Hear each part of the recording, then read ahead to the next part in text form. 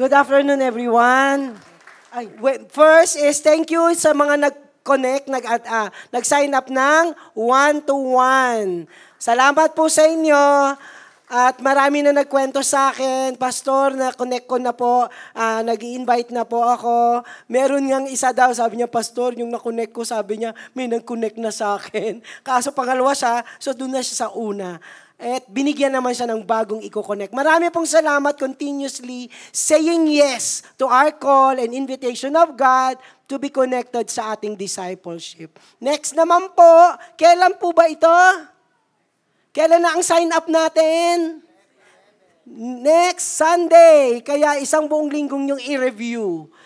We have this para makita niyo yung mga in a way kung saan kayo fitted.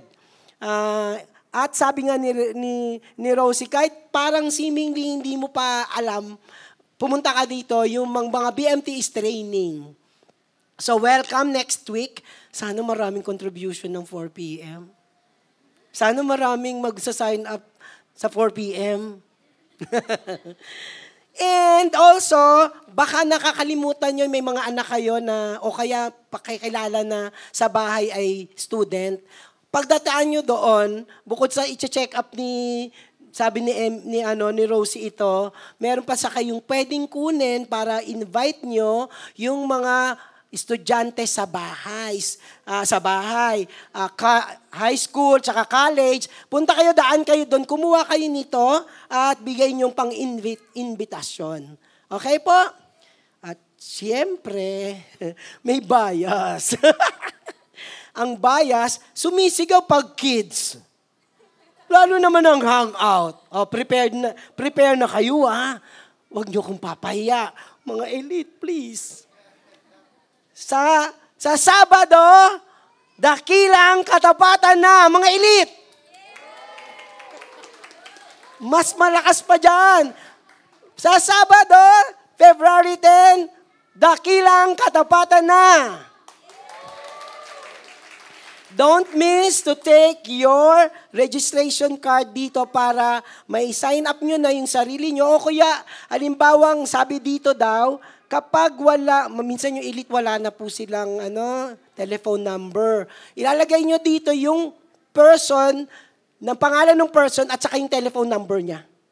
Yung phone number niya para ma-connect pa rin namin kayo. Okay, we'll be waiting for you, dakilang katapatan. Kantahan tayo, this is my story. This is my song.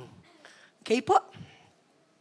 Alam nyo, this commercial, sa mga kasing edad ko at ni Dana, kasi sa inyo pa yan, 1993 yan. 1995, 93, 90s. Millennial ba ang mga 90s? Ito ang gusto ko, gumaganon. It's a commercial na ang sinasabi, gusto mo yung Royal True Orange. At saka maging kasi may kanta si Francis M. So nakita natin to at makikita nyo po na meron ako ituturo, maiksi lang na advertising 101. Mascom po ako, nung nag-aral ako ng advertising 101. Alam nyo po ba sa advertising, magkikreate ka ng need. Kaya ito ang gusto ko. Gusto ko yan. Tapos, itaas mo pa. Mag-create ka ng need. Hindi mo na lang gusto, kailangan mo na ito. Tapos, kailangan yun, maibato mo sa kanila. Kaya ito si American Express. Tingnan nyo ang nakalagay. Don't live without it. Pag wala, imaginein mo, yung naging necessity na ng buhay. Kaya minsan, may gray area. Ano nga ba ang wants saka needs? At kapag na-driven ka ng commercial, ng advertisement, ng social media, yung akala mong wants na hindi naman essential, nagiging needs na. That would be the problem. Ano nga ba need ng tao? Dito sa Maslow, hierarchy of needs, may 5 siya na need ng tao. In fact, dinevelop na yan, naghahanap ako ng 7. 7 na, ang dami nating kailangan. So what do we really need? I tell you, Christianity and the church subscribes to this. Is the full accordance with what man really need. Ano nga ba talaga ang kailangan natin? Marami tayong kailangan at pinupush siya ng Christianity at ng church. However, Christianity is in the sharp conflict with the great deal which men supposed to be their needs and what we actually are wants. Minsan kasi po, pag nagkamali yung wants sa need, napapabayaan yung essential sa wants. Kasi ang alam mo, eto na ang kailangan ko. At lumulungkot ang buhay, para kang kawawa kasi akala mo nawawala yung needs, pero actually, wants lang. These are men's wishes, desires, and all these things. What do we really need? Let me propose to you, what do we really need? We need no other. We do need Christ. He is the answer. Ito po, kinopya ko to. Ang ganda kasi. He is the answer to our question, the satisfaction of all our wants, the bread of our hunger. Diba parang mga kailangan talaga natin? Either tinapay siya, o kaya talagang satisfaction. The bread for our hunger, the light for our darkness, the strength for our weakness, the medicine for our sickness, and the life for our death. And Jesus is the Savior that we need for our eternity. Because Jesus fits the high priest we all need in life and eternity. He is the high priest na kailangan ng tao. He is such a high priest. Ang iba dito, he is the high priest from heaven, but he became like you and me. So kung anong need mo, alam ng high priest natin kasi he became man. Are you ready to jump in and see the fulfillment and satisfaction of our really need in Christ? Let me, bago pa tayo tatayo para sa ating word text, holiness, ang title natin, this is week 4 actually, holiness of man is restored in and by Christ. Last week, holiness destroyed. Now, we are looking at holiness of man is restored in and by Christ as He is like us, man. Let us all rise up and let us go to our text, Hebrews 7, verse 20 to 28. Nasa page 583 po.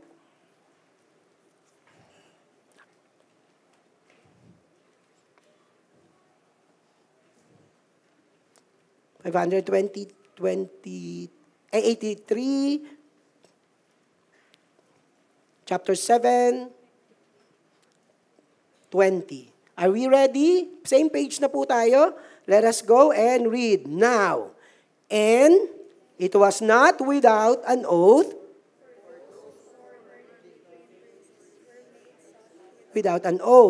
but this one was made a priest with an oath by the one who said to him, "The Lord has sworn and will not change his mind. You are a priest forever." This makes Jesus the guarantor of a better covenant. The former priests were many in number because they were prevented by death from continuing in office. But he holds his priesthood permanently because he continues forever. Consequently, he is able to save to the uttermost those who draw near to God through him, since he always lived to make intercession for them. Verse 26, go.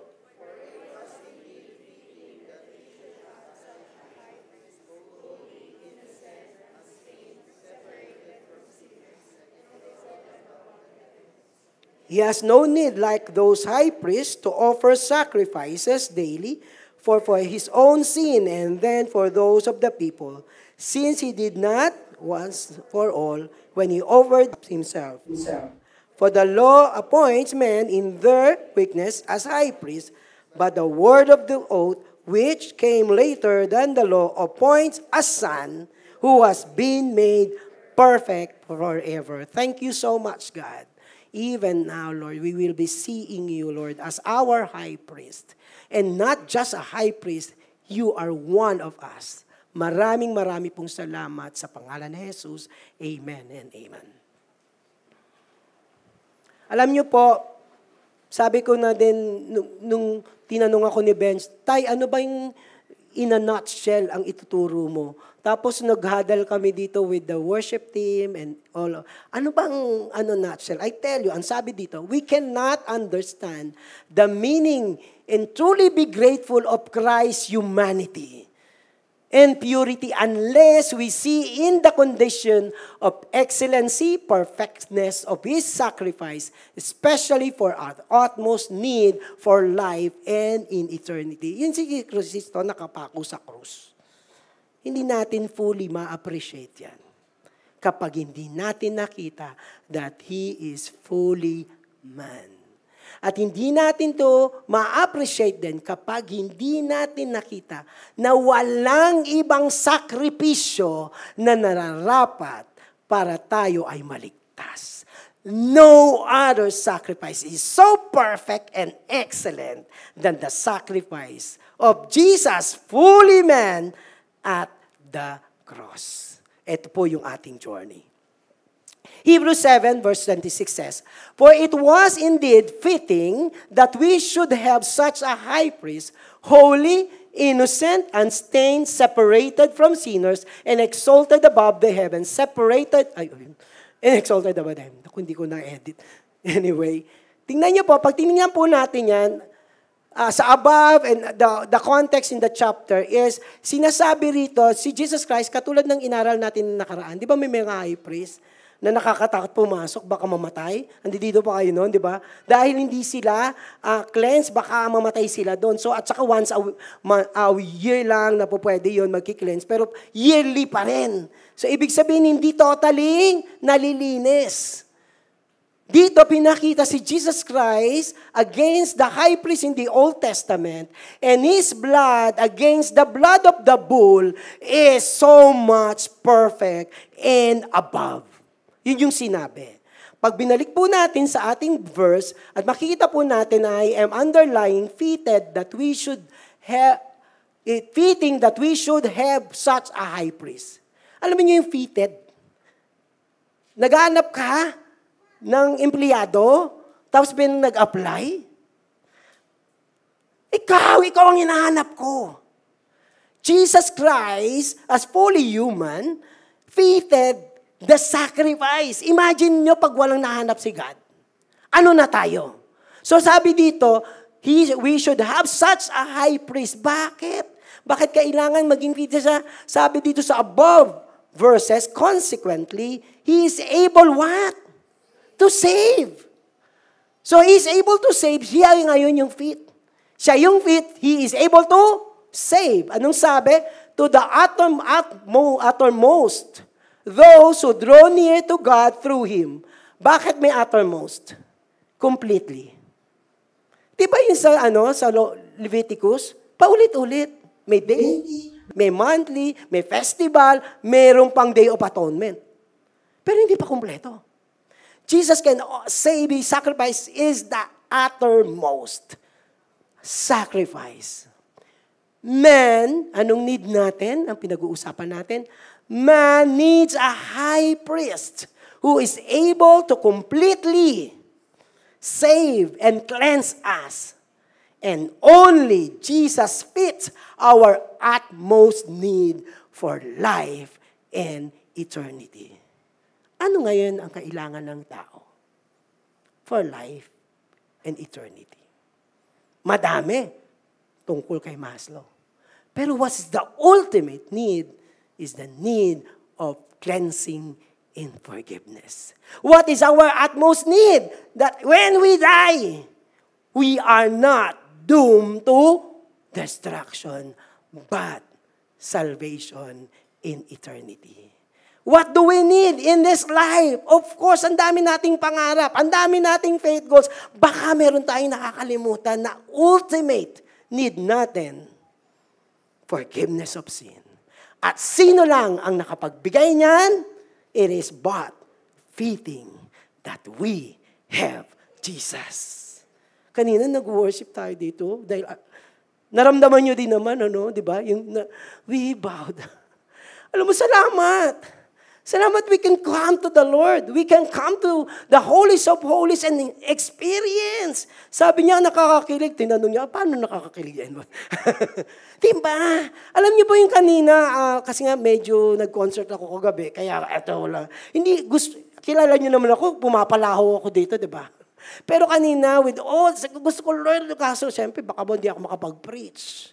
But the sense of God, the sense of experiencing His presence is a privilege. Ang sarap na makita at ma-experience ito. Balik po tayo. For the law appoints men as high priest to our weak. Sa Leviticus, sa Old Testament. But the word of the oath which came after the law appoints sino? Si Son, si Jesus, who was been what? Made perfect forever. As God, He is perfect. Pero nung bumaba sa lupa at nagkatawang tao siya, may problema. Sino ditong taong perfect? Lahat ng tinuro ko na yung illustration ko noon, ito si Jesus Christ, sumunod si Lloyd, sumunod si James, tapos sumunod si Eric. Hindi sila lahat perfect. Sinong perpektong tao? But I tell you, nung sinabi, He was made for perfect forever as fully human. Christ, in being made perfect, is best viewed in His being fully human. Alam niyo po, itong kanina nating Hebrews 7:26, ang nakalagay sa King James Version, ang nakalagay diyan, for such an high priest, talagang ini-A ko ayaw. Talaga ganun. Saka na tayo mag-discuss ng grammar. For such an high priest became us. Anong ini-stress? He is fully human. Alam niyo, after this, sobrang appreciation ko when I would like to preach Jesus as fully human. The holiness of man is restored in and by Christ as fully human. Bakit kailangan fully human si Christ pag iniligtas niya tayo? The necessity of Jesus Christ to be fully human when He sanctified Himself for our sin. Inamatay sa krus and salvation. Bakit? Ano nakalagay sa Galatians 4 verse 2-5? But when the time had fully come, God sent His Son, born of di tao siya. Dumaan siya kay Mary. All the faculties of human is in Him. Si Mary at yung mga tao ay born under the law. Ngayon, sino pumasa sa law? 9 lang sa 10, kulang ka pa rin. Pastor, point 1. So, under the law, to redeem those. So, under the law siya, kasi fully human siya, magre-redeem siya sa katulad niyang under the law. Alam nga naman yung anghel ang mag-redeem sa atin, hindi sila under the law. Babayaran mo, hindi. Doon yan hindi yan dito. Dito utang yan. Gets? That we might receive the fullness of and rights of Son. No animal or angelic being is under the law. Kaya hindi sila pwede. Hindi sila pwedeng magbayad ng utang. All humans are guilty of transgressing the law. Lahat tayo, hindi nakaabot sa law. Only a perfect human. Kahit 1,000 laws pa yan. Sino lang nakagawa? Jesus Christ. Sabi niya nga dun sa New Testament, yung lahat ng iota, period, comma, sabi niya, I fulfill that. Sino makakapagsabi nun? Only Jesus Christ could perfectly keep the law and perfectly fulfill the law, thereby redeeming man. Anong naano natin? Bakit tayo bumagsak? Kasi hindi natin ma-fulfill yung law. Pero si Jesus Christ, na-fulfill niya yung law. Pasado siya. Ngayon, dahil pasado siya, pwede siyang mag-redeem. Alam mo naman yung palpak pa ang re-redeem. So no human, no other Savior that qualifies perfection in fulfilling the law. Kahit si Buddha, kung sino man yung mga dinodiyos-diyos nila doon, ay hindi nakaabot sa perfection ng law. Bakit pa rin kailangan ni Jesus Christ maging magkatawang tao? God establishes the necessity of shedding of blood for the remission of sin. Walang kapatawaran ng kasalanan kung walang pagbububo ng dugo. Ang ibig sabihin ng pagbububo ng dugo, nasaan ang buhay ng tao? Nasa dugo. So ibig sabihin, kailangang mamatay. At sabi ni God, dahil nagkaroon tayo ng pagkakasala, hindi natin naabot ang kaluwalhatian ng Diyos, hindi natin natupad ang law, anong kailangan? Kabayaran. Ang kabayaran ng kasalanan ay, kaya din, it is impossible for the blood of the bull and goats to take away sin. Bull siya. Sino nagkasala? Tao. Sino magbabayad? Anong klaseng dugo? In the Leviticus, di ba pa ulit-ulit? Kasi hindi fully. Pero si Jesus, kaninong dugo? Kay Jesus Christ. Alam nyo, every time now that comes yung dugo ni Kristo, oh, the precious blood of the perfect man, of God also. Siyang naglitin sa akin. Kaya kailangan niyang magkatawang tao. Jesus Christ sanctified his human life kasi namatay siya doon eh. Kaya nabubo ng dugo. Nakuha yung buhay niya and shed his human blood to cover the sin of all who would ever believe in him. If he was not human and sinless, this would have been impossible. Human siya kasi dugo niya ang kanyang ibinigay, buhay niya ang kanyang binigay, pero sinless siya. Nakikita niyo ba yung tension? Di sana, question ko yun? Di sana nga, ang pumating ng si Kristo as in God. Sino nagkasala? Dapat bayaran yun ng tao mismo. Grabe, ang redemption plan ng God, no? May requirements. Alam mo naman sabi ni God, okay, sige na, quits na lang. No! God is God. This is His holiness. This is His law. Tapos bababa niya. Pero alam niyo, ginawa ng Diyos. Ibigay niya ang kanyang buktong na anak. Hindi upang i-short change, kung hindi upang tuparin. Si God ngayon yung parang gloves that fitted the hands. We need a redeemer. We need a redeemer that is one of us. Di magkatay na lang tayo ng katay ng bull. Wala namang siyang kwenta. Ulit-ulitin. Wala kang nga lang steak. Padala na lang ng anghel. But they are not fitted. Only Jesus Christ, becoming a man, fitted the one to sacrifice for the redemption of men. For it was indeed fitting that we should have such a high priest who is holy. Alam nyo, dito ako nasagara naman ito nung inaaral ko. Ano ibig sabihin ng holy ni Jesus Christ dyan? In regards to His relationship towards the Father. Are you holy? Kasi ang sabi pa nga niyan doon sa Old Testament, yung holiness is devotion to God. Oh now, are we holy? Yes or no? Salamat, nagsumagot, mapapaya ako. It's about our devotion to God that's make us holy.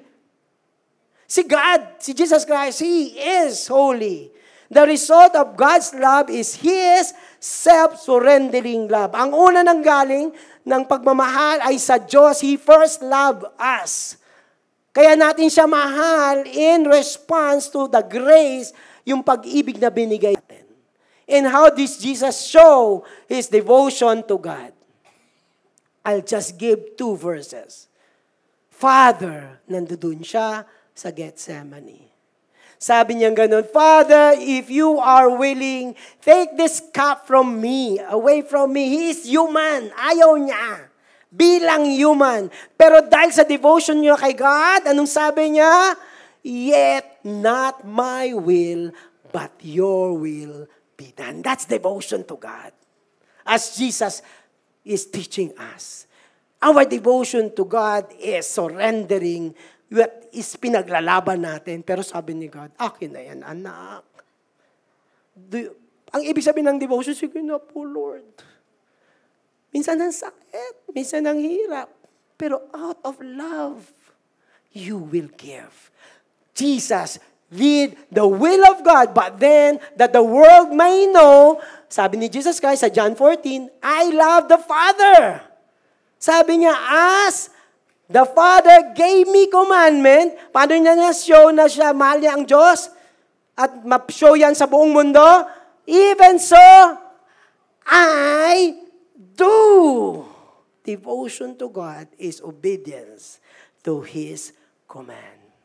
Balikan natin ulit. Sumunod, innocent. Kala natin yung innocent, yung, walang alam, ganyan. Ay, inosente. But here, this is quite a different view of what it is to be innocent. Jesus is perfect and sinless, devotion to God kanina. Ngayon naman, free from malice. Ano ba yung malice? Masamang isip sa iba. Hindi lang to naninilip, may mali siya. Nakita mo lang ng konting hita, may mali siya ka na. Hindi lang yan. Yung dumating yung pagpasok mo, ay, ando dun yung chismosa. Di ba malis yun? Nag-iisip ka ng masa sa ibang tao. Wala pa siyang ginagawa. Malis yun na mali o marumi ang tingin natin sa iba. Si Jesus Christ walang ganon. Evil and deception, hindi nandaya si Jesus Christ. Then, ito po kanina in relationship to God, this time naman, He is sinless, perfect. In His relationship towards man, He is super loving and can sympathize with our suffering because He can relate to us. I'll go back to it. Diba, pag tinignan niyo po sa mga gospel, He was moved with compassion. Palagi yan. That is how He treat people. And that is how He sees people. Kaya nung ginagawa niya, tumutulong siya. Tapos nagko-correct siya kasi pupunta sa impyerno yun eh. Mawawala yun. Kino-correct niya. Mapagmahal sa Diyos sa katulad niya. Being fully man. Because He can relate with us. He is super loving. Alam mo ba yun? Meron ako. Dito ba yun? Ay, dito. Mamaya. Tingnan niyo, para makita natin, bakit sanggaling yung pagmamahal niya sa tao? Sa Hebrews 4 verse 15, For we do not have a high priest who is unable to sympathize with us, our weaknesses. Kaya siya nakakasympathize. Because we have one who has been tempted in every way, just as we are. Di ba alam ng Diyos yung sino dito hindi pa natitempt? Alam ni God. Tinukso siya. Sa being human, ngayon alam niya. Tinukso siya, tinutukso sila. Di ba maiintindihan niya tayo? Ang sarap ng Diyos natin. Feeling fully man. Pag Lord, gumaganyan ka, Jesus really know how painful it is. Because He became like us. Ang magaling lang kay Jesus Christ, pakibasa. Kahit may temptation, kahit may struggle, may panglalait, yet was without sin. Kasi yung high priest natin, hindi din palpak Pumatol. Paano niya iligtas ang tao? Pumatol siya. He has to be clean. He is clean because of His love and devotion, first to the Father, and then to us. Jesus Christ is perfect and sinless. Even He was also tempted as human. Jesus was subjected to all kinds of trials. Alam niyo yung agony in the garden, yun na lang. That's an agony in the garden.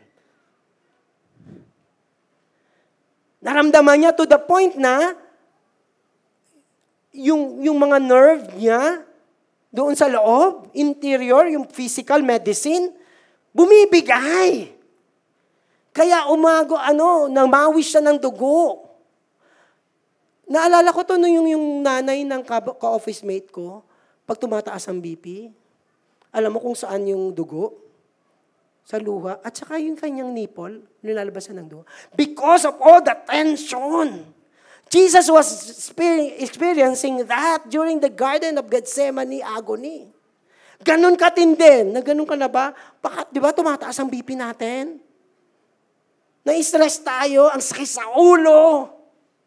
Physically, emotionally, and doon spiritually. Alam niyo kung inaano ni Jesus Christ doon?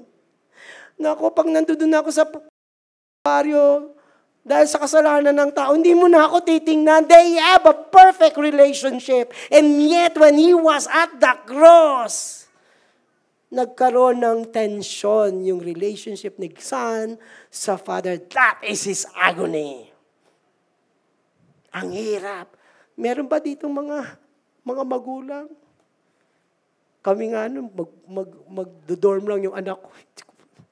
Hindi siya uuwi. Bunso to. Hindi siya uuwi. Update. Asan ka na? You don't want to be separated. Jesus Christ at that time is agonizing because yung tension. He had experienced all temptation, discomfort, miseries that accompany life in the flesh. Sino dito ang hindi pa nakaka-experience niyan? Taas mo ang kamay. I-level kita ng pangalawa kay Jesus Christ. Si Jesus Christ nga na-explain. Ito yung sinasabi ko, bakit may ganito? Tatawa ka ng tatawa sa hirap na hirap isang sakong bigas. Pero kapag ikaw ay nagbuhat ng isang sakong bigas, you know the weight. May intindihan mo siya. Si Jesus Christ, alam niya yung weight of being human. Kaya yung iyak natin, Diyos ko kasi, di mo alam kung gaano kaya. No! Baka nga yung niranas ni Jesus Christ, some of us hindi naranasan yun. But I tell you, naranasan mo ngayon, naranasan ni Jesus Christ because He became fully man. There is Jesus who can understand and sympathize with us. Kaya ang invitation, come, punta. Kala niyo pag meron akong mga kina-counseling, sige, iyak. Nagagalit, sige. Kasi mas maiintindihan ka ni God. Sige, go.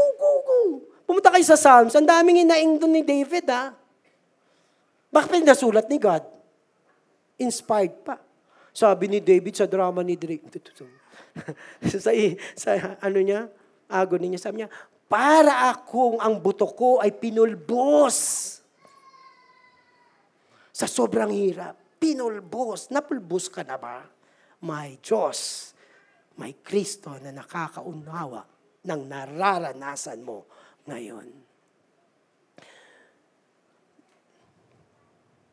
Jesus Christ, since He also suffered, understand our condition.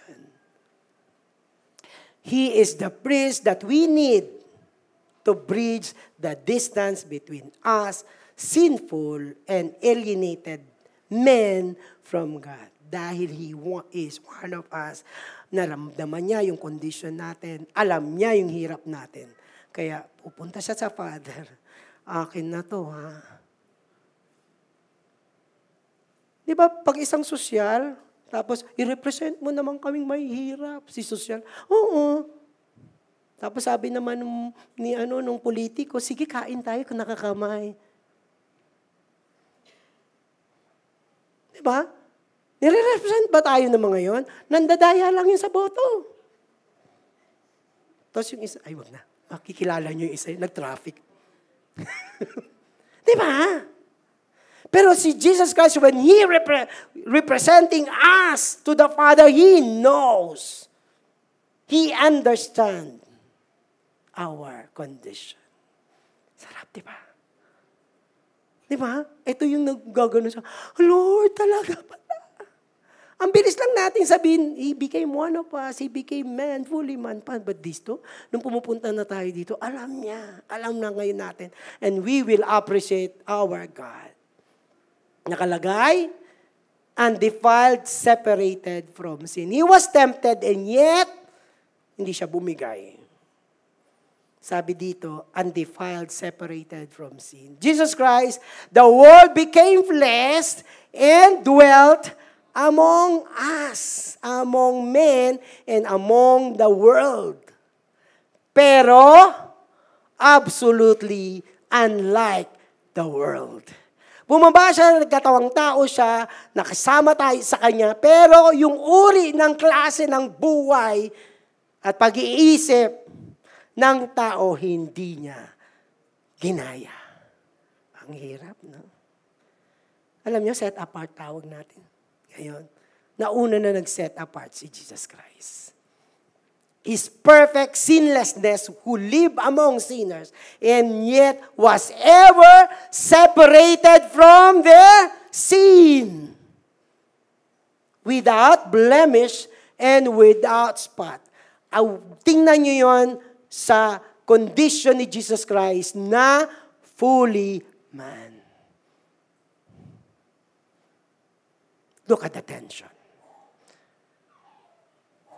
Yung kombinasyon na dapat tao, usapang tao, may perpekto bang tao? Eh di ba lang sayang lang kung tao man siya tapos hindi siya perpekto. Those are the requirements of God. Of two opposite necessity for the forgiveness of our sin and our redemption. Fully man, sinless man. Diba? Minsan, kaya mo yung isang requirement. Kaso yung isang requirement, opposite ng pangalawang requirement. Saan ka naman sa kontrata niyan? Paano naman maayos yan? But Jesus was able to be fitted to fully man and sinless. Di ba po? The most perfect harmony and beauty and secret. Kaya talaga nung ginagawa ko, wala kang katulad. Nalaman ko kasi yung kanta mo eh. Yung sabi mo, look at the combination, how impossible. Nothing is lahat na ng diba? But He was able to make things possible. The perfect man found in Jesus, His devotion to God, His loving relationship and blameless relationship to men, and even in Himself, He is so holy. Tayo sa mundong ito, ang dami nating ina-idolize. Diba? And we spend a lot for this idol. Kasi gusto natin maging katulad eh. Kung ganito binihis niya, ganito bibihis ko. Kung ganito tiniktok niya, ganito ititiktok ko. We are worshiping actually or idolizing men. Tapos sa mundong ito, parang naman ang presentation ng iba, no? Gayahin niyo ako. Diba? But where is Jesus found? Barely minimum na ina-admire natin si God? That nagka-come across ba siya sa ginawa niya? Kung sino siya? Ang dami natin pinupuri. Gumagastos tayo sa pinupuri natin, ginagaya natin. But what about Jesus Christ, who is a fully man and yet perfect man, who died for us, and then we idolize others rather than Jesus Christ? We cannot understand. And the meaning and truly be grateful of Christ, humanity, and purity, unless we see the condition of His excellent, perfect sacrifice para lang malinis tayo at maligtas tayo. Tingnan nyo, konti na lang. Anong sabi sa Hebrew 9 verse 14? How much more will the blood of Christ, who through the eternal Spirit, what? Offered Himself without blemish to the Father. And ano naman sa part ni Father? Grabe to. Isaiah 40. Ay, sana po? No. Kuya, pabalik. Ayan na po. But the Lord, the Father, desired. Tinignan ko sa mga ibang version. Will, plan, pleased. To what? To what? To crush. To bruise His beloved Son. Lord, plano mo talaga? Will mo ba talaga? Yung tayo ba pang to please? Sino dito, di ba?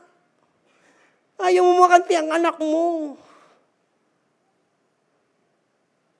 Pero dito, to crush and bruise Him, causing Him grief, if He renders Himself as a guilt offering. Kaya alam niyo po, yung agawin in the garden, lagi ito sa, alam mo yun? Huwag po. Si Father, kung pwede lang, bawiin na lang kita. Huwag na nating intindihin ng mundo ang mga tao.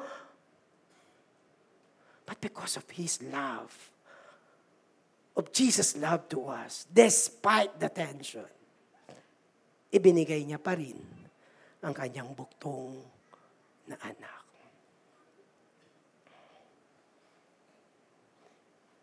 Ang ending pa po natin, and exalted above the heavens.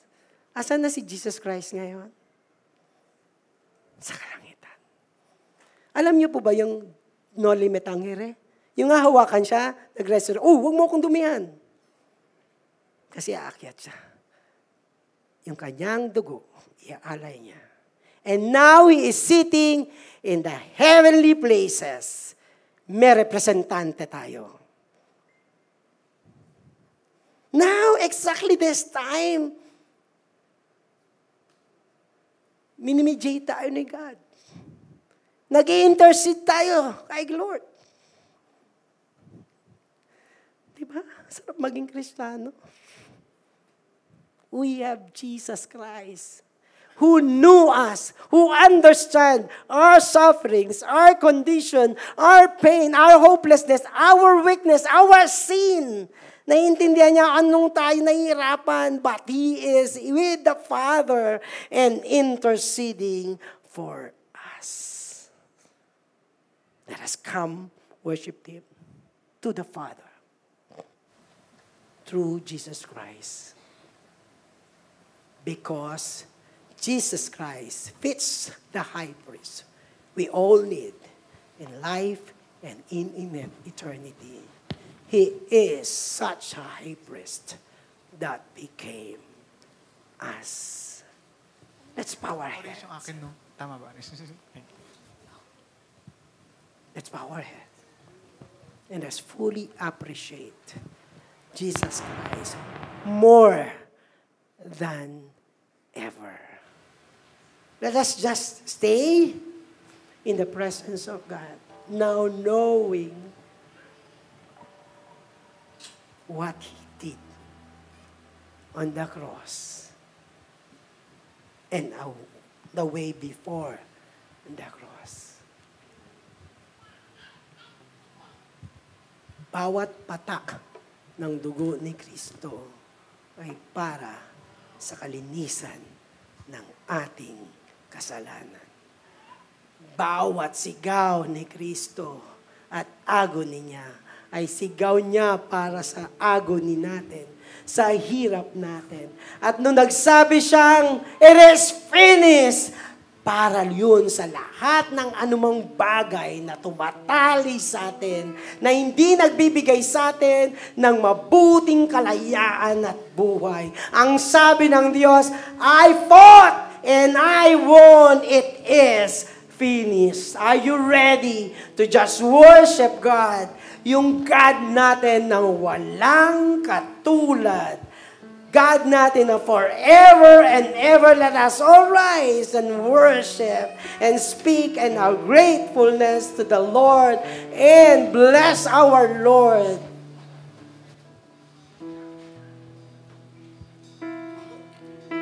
Awitin ko man lahat ng awit sa mundo, di kayang ilarawan ng kadakilaan mo. Kulang ang lahat ng tula, kulang maging mga salita upang ihayag ang kabutihan mo. Wala kang katulad, wala nang higit sa'yo.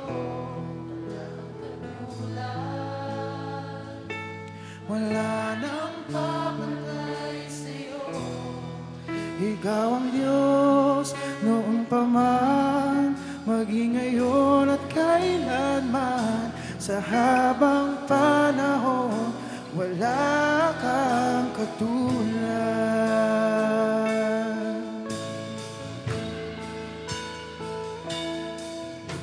Awitin ko man lahat ng awit sa mundo, di kayang ilarawan ng kadakilaan mo. Kulang ang lahat ng tula, kulang maging mga salita upang ihayag ang kabutihan mo. Wala kang katulad, wala nang hihigit sa'yo. Wala kang katulad, wala nang papantay sa'yo.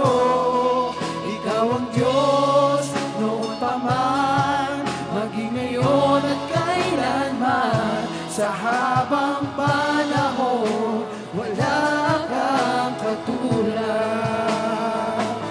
Wala kang katulad, wala nang hihigit sa'yo. Wala kang katulad, oh Diyos, wala nang papantay sa'yo.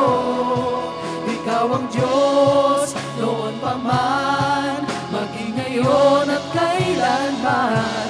Sa habang panahon, wala kang katulad. Wala kang katulad, wala nang hihigit sa'yo. Wala kang katulad, wala nang papantay sa'yo. Ikaw ang Diyos noon pa man, maging ngayon at kailanman.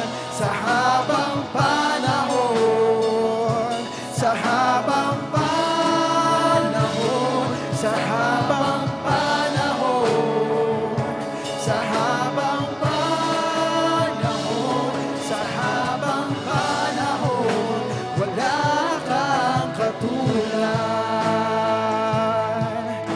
Jesus,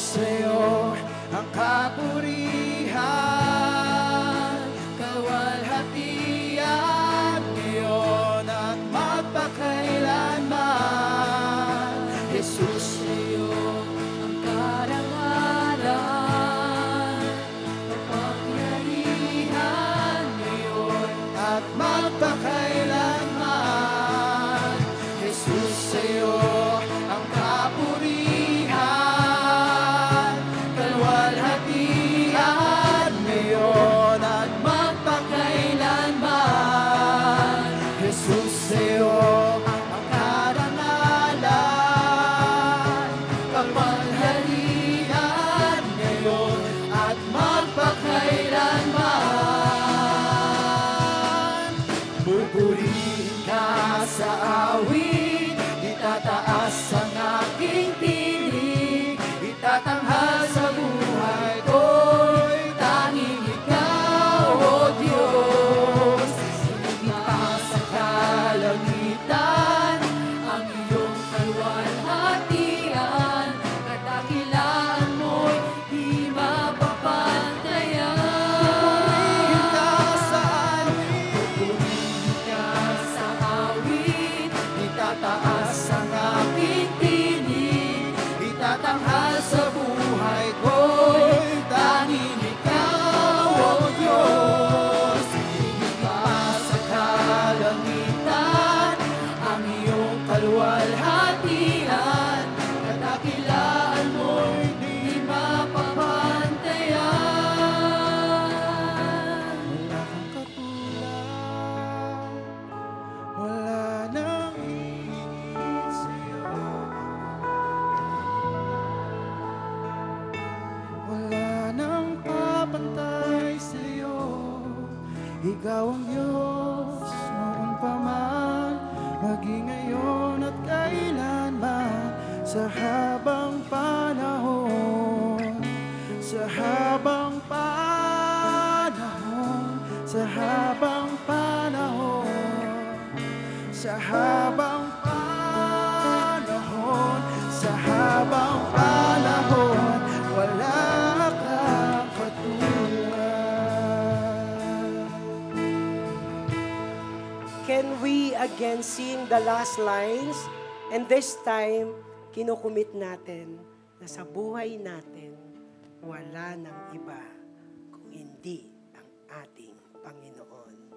Let's commit our lives to the Lord. Wala kang katulad, wala nang higit sa'yo. Wala kang katulad, wala nang papantay sa'yo.